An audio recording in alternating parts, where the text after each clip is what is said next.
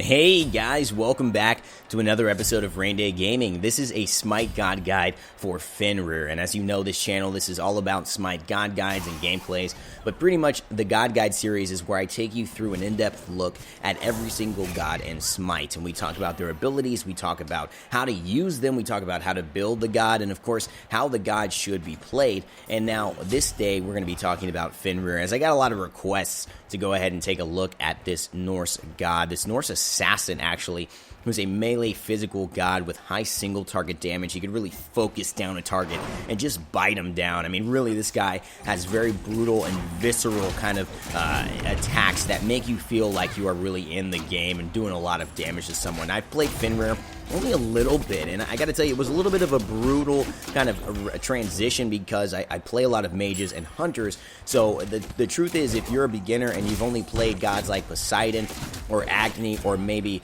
Medusa or you know, on her, this might be a bit of a transition. In fact, I almost guarantee that it will. You won't really feel like an average god.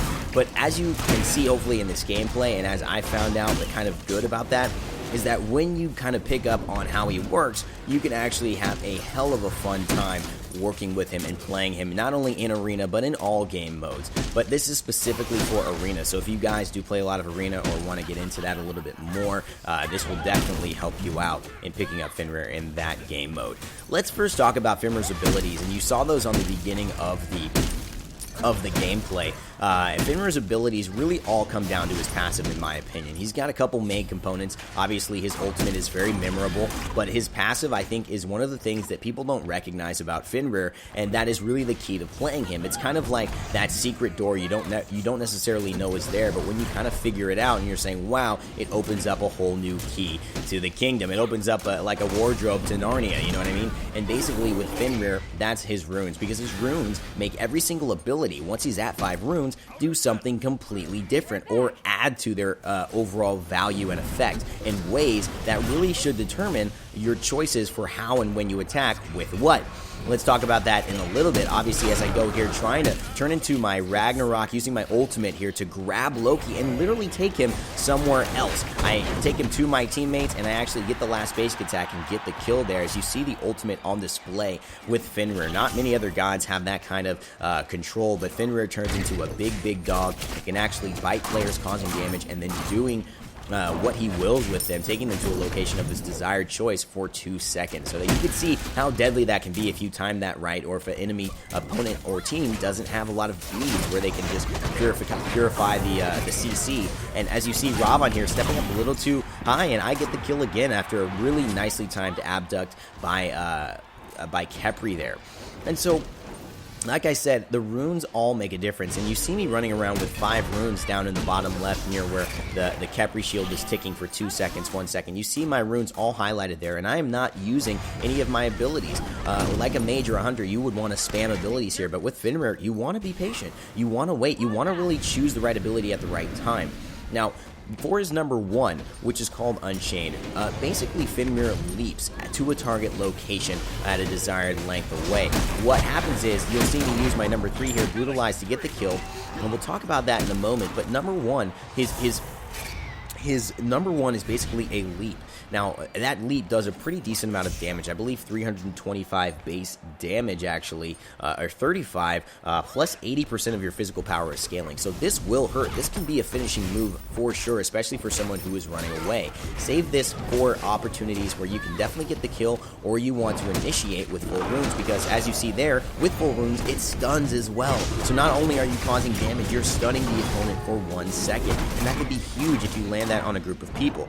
As you can also see, I had that back up really quickly. How was your jump up so fast, Rain Day? Well, if you use your runes at 5 max and you use Unchained, you actually then have your time remaining for the cooldown once you land on enemy gods. So basically, if I have 14-second cooldown, I use my Unchained at full runes. Not only do I stun for 1 second, but then my cooldown is halved to 7 seconds. So now in another 7 seconds, I have my jump up again, and that's how I was able to kill Robon.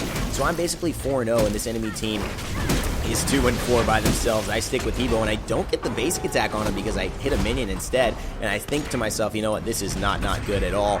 Looks like this could be my death here, but I get the Khepri's Scarab's Blessing, which allows me kind of immunity for a little while, and if someone kills me while that's on me, I basically come back to life. So a lot of people will just stop attacking you there. It also increases your movement speed and physical attack power as well. So it's one of those really, really special abilities, and it's great to have Khepri as a support on your team if you're a character like Fenrir who has to get up into the thick of things. A character that will take some of the pressure off of Fenrir is what you really want if you want to play well with him and do well in Arena. Because it's so 5v5 man oriented, Fenrir, if possible, will get focused by the enemy team because they know he's got so much damage and so much CC. But if you're smart about it, you will wait and pick your time. Now, we've talked about his Unchained, which is his number 1. His number 2 is an interesting physical power buff, but it also allows you to gain lifesteal. And as you see, I use it there to increase my basic attack damage, but I also gain lifesteal. If I didn't have full health there, I would have been gaining some of that health back based on the amount of damage I was doing. And so that's really strong when you're boxing an opponent or you're going against a buff and you actually want to gain some life later in the game. You can pop your number 2 and actually probably gain a net positive value in life, even if that thing is attacking you. And in 1v1 situations, it's really, really nice. You'll see some of those in a little bit later on in this gameplay, but it's really, really nice to have.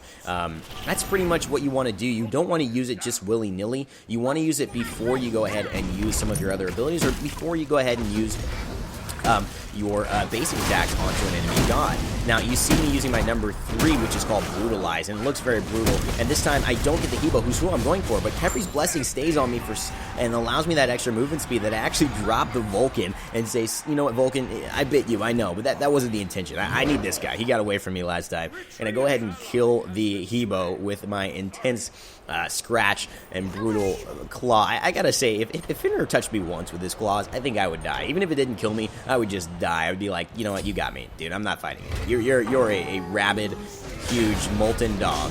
I am not messing around with you, okay? And so you see a lot of these enemies just don't know what to do. The damage is so real here, and I do actually a misclick. I try to jump away, but I end up just jumping straight up, and the extra damage from the Vulcan turret as I'm running right into it, and the Loki actually just using his ult on me takes me down. That's the first death I've had, but it's still a really good game so far, and I believe I think I've got 5 or 6 kills right now at this point in the game, so you can see I'm still really being the huge component here. And as you see me, the build that I'm going for, I'll describe that in just a moment, but I wanted to get through his abilities so you guys kind of can see exactly with a little bit of more context exactly how I'm using it and doing it. So the interesting thing with his runes for Seething Hell is actually when you do Seething Hell with full runes, your buff is increased by 50%. So that means if you have 10 physical power, what it gives you, and you have 5 runes, you pop that, you actually end up having 15 physical power instead, because you have that 50% increase, and you would have that extra 50% lifesteal that you would get from that. As I'm getting knocked up all the way here with all these knockouts from the Vulcan Magnum Bomb, and the Hebo push up here from the Water Spout. Just all these knockups on their team, and I feel like I'm flying. Ravan getting caught and stunned on Soul's Disapparate, and I see the Loki going ahead, getting pulled with a perfect abduct by the Khepri. I go ahead and grab him, and I say, guys, attack, attack. No one is here, and actually, I say, okay, fine, let me try and do this myself. I have 1 basic attack from killing him, and then the Athena, which was granting him 25% extra damage reduction, and then doing that huge damage on me as she landed. They got the better of me there. So that's my second death in the game. Pretty unfortunate.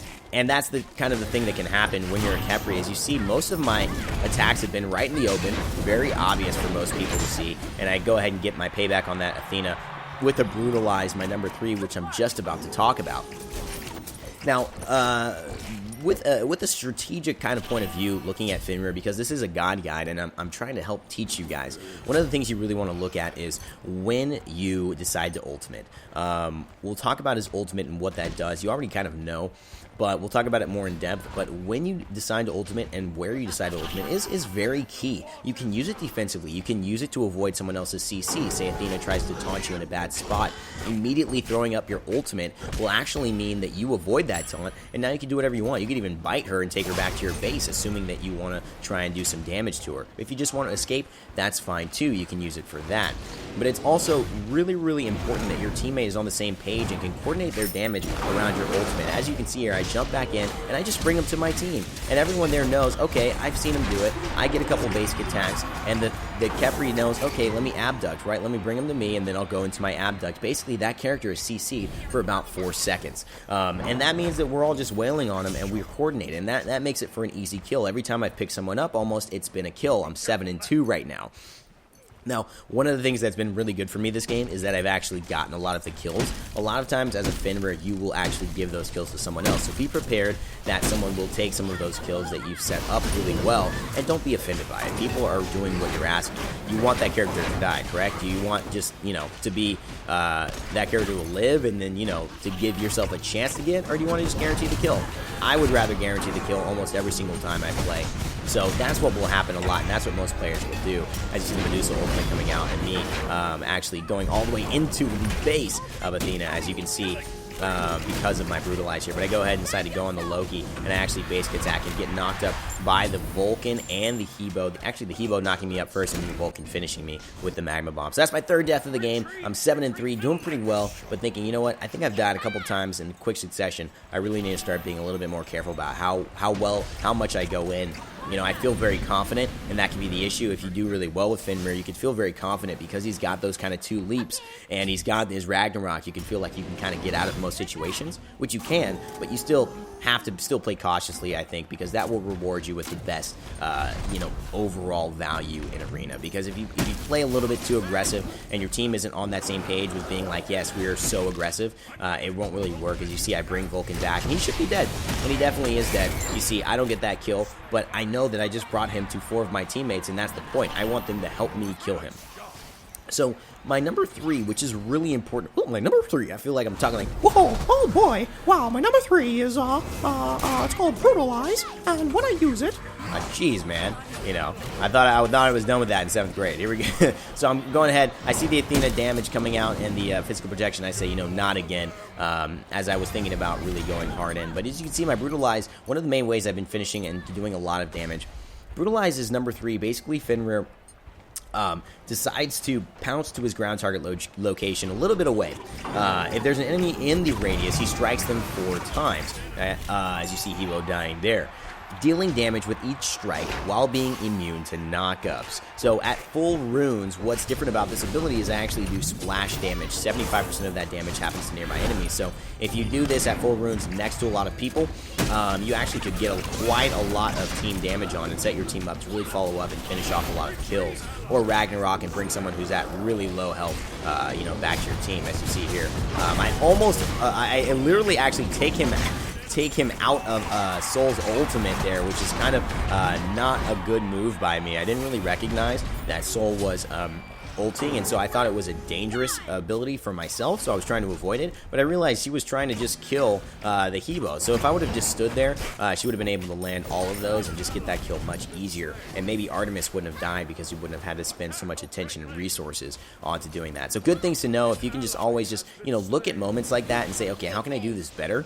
You're actually going to improve your performance quite a bit in Smite. And again, it's always a process, so, you're going to have to go through the times where you don't do it well to do it right, you know what I mean? It's never a failure if you keep on trying and learning, because after a while it's just like, you know what, I kept on trying and now I've got it. If you stop and give up and say, oh no, I'll never be good at this guy, then it is a failure because you gave up. But as long as you keep trying, that's all you need. But the thing about Fenrir's Brutalize, just finally mentioning that at the last moment, is that Brutalize can be considered not only a finisher, an execute kind of ability, because it'll literally do the damage for you. You lock on your number 3, it'll do the damage for you.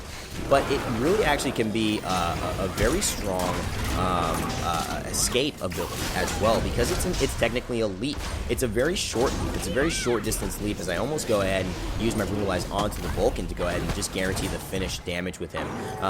And I see Loki here. I'm kind of stirring him off. Are you going to come for me? No. Okay, let me go back.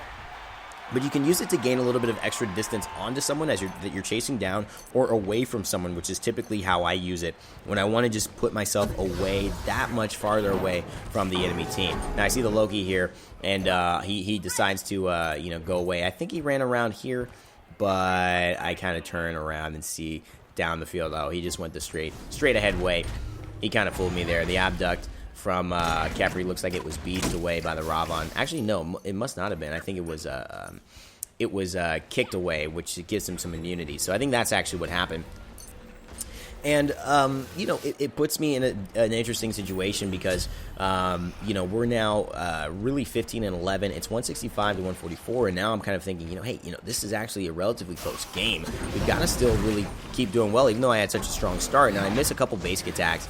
And as you can see, I use my Brutalize to just get that safe distance back towards my column near Kepri, and that makes all the difference there. It really does not give the team a warrant to go ahead and attack me. Now, I see the Loki here, and he decides to go ahead and let's basic attack each other. I say, okay, let's do it. Let me actually pick you up because I'm a freaking dog. And guess what? I'll hit you and get Kepri's Blessing and jump out with my Brutalize away from Vulcan's damage, which, as you can see, was coming in the form of his wide area ultimate. And again, seeing more and more of how Brutalize can be used to just get you out of a scenario. And again, not only a damage or finishing ability, which a lot of beginning players think, oh, this is just an execute. This is just basically easy damage. It's not. It really can be a way for you to get out of situations or get that extra little bit of distance.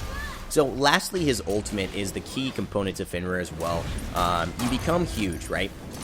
And basically what happens is you become this huge dog that moves 50% faster. And Capri with a beautiful abduct there. Let me go ahead and just finish Loki off, getting another kill. And you become this huge dog that gains 50% movement speed. But the thing is, with full runes, your protections double. So that means you gain protections actually as a standard part of this ability. You actually gain... I'm actually not exactly sure how many protections you gain right away, but you do gain protections in this ability. And the thing is, your protections that you gain are doubled when you have full runes, and that is huge in terms of just surviving a couple of these onslaughts that a lot of teams will throw at you the second that they see that you turn, into this huge dog trying to play offense. I could have probably gone with Athena and killed her, but I didn't know Kepri's Blessing was coming out, and I just figured, you know what, man, let me just go ahead and get back into my base and be safe. I don't want to die anymore. I'm already way ahead. I'm doing a lot of damage. I do not need to risk it and give them another kill. And I almost pick up my last item of this build, which is Mail of Renewal. And I think it's a good time to actually talk about the build so you guys can see this. You've been seeing it in action, but really the thought process behind it is that this is a very, very kind of constructed build by me. There are a lot of other people who played Fenrir, probably a lot more than me, who will say, possibly a different build, but that really doesn't matter. I have to play the god the way I really feel that I can be successful, and one of the things that I feel is really important is having my ultimate up a little bit more than usual. That's why I grabbed Jotunn's Wrath in this, which gives me the penetration, it gives me the physical power, and it also gives me the cooldown reduction. And I think that actually matters with Fenrir, because you want Ragnarok up, as you can see, as much as possible. Especially with a team like this, who's just not respecting me, and who's not buying beads. I want that up as much as possible, so I can just keep, taking advantage of them, basically just thinking that they cannot be picked up by me, and I do it every single time I can in this game, so it actually comes to help really well. The other thing that I grab a lot is Frostbound hammers. You can see Hebo running away, even though he ends up throwing his carpet, moving him from slows, which the Frostbound was adding. The Frostbound actually slowed him, and now Athena is slowed, as you can see here. I jump over to her and actually do a lot of damage, pick her up with the Ragnarok, and bring her back to my team, and this should be an easy kill. It is by me, actually. I go ahead and get that kill with a nice crit at the end. You can do 2 leaps away just to secure myself staying healthy. I realize I have some money, and I actually decided to go grab an active here, which is going to be, looks like a combat blink, just in case I get too deep, too far into a situation. And so the Frostbound hammer is really nice. It gives early game health. I like that as well. It gives a 200, 300 health. So that's really strong. And I think when you're in the midst of the fight, and I missed the Brutalize there. As you can see, if it doesn't land on the target, it actually doesn't hit. If you gotta really get it inside the reticle, and I decided, am I gonna go for the Evo here? But no, it looks like the Athena's pushed back. But the thing is, with the Frostbite hammer, it's a really nice portion of early game health. And as you can see, one of the interesting parts about Brutalize is that it's not going to crit. It's not going to be like Cirquette, where that damaging side-to-side sidewinder ability she has for number 1 crits. This actually doesn't crit. And so if you want to, maybe you're hitting really strongly and you want some of those crits, and I missed the jump on the Hebo there, but I hit him with the basic attack, and so does Aphrodite, Artemis at the same time. If you want it to crit, you have to cancel it and use your basic attack. So, you know, me brutalizing when a god is running away, great idea, because I get to stay with them unless they leave or teleport, right? It sticks with them any other way, but leaps and teleports do not actually stick with them, which is kind of weak. So if a god dashes like a Ratatasker, I can actually stay with them throughout those dashes with my Brutalize. Sorry, I'm getting some iPhone notifications here. But as this game starts to wind down, you see really this build just coming into effect with the Executioner and the Rage, bringing basically just more reduction. You see my damage increasing per strike there because of the Executioner, reducing her protections, and that's making me do more damage after successive strikes. And then, of course, the Rage allowing me to crit, and if I don't crit once, it means I'm critting again. And I, again, see here, instead of brutalizing, I just say, let me basic attack, because that's going to get the most damage right now. For other characters, or if characters with dashes and you want to stay with them before you basic attack, you want to use that 3 so you can stay with them through their dash and then start basic attacking. Of course, if you use your number 2 to increase your physical power and lifesteal before you get into that basic attack trend, that will also make you that much more powerful. You can also use your number 2, your Seething Howl, for your lifesteal and your increased physical power, but to increase your physical power actually and produce a greater damaging effect onto your Brutalize. But I like to actually save that for my basic attacks, because with this build, you're going to have Rage, you're going to have Executioner. I have Mail of Renewal at the end for a little bit of physical protection and sustain, as if I get an assist, I get 15% of my maximum health back. But I actually think you can go with a lot of different items, and you could even go with Deathbringer to increase your crits. You're definitely going to want to use your Seething Howl to just pump up your damage and make it hurt that much more. Thanks so much for tuning in, guys. If you enjoyed the God Guide, subscribe. And as always, never give up, never stop gaming. And I'll see you next time.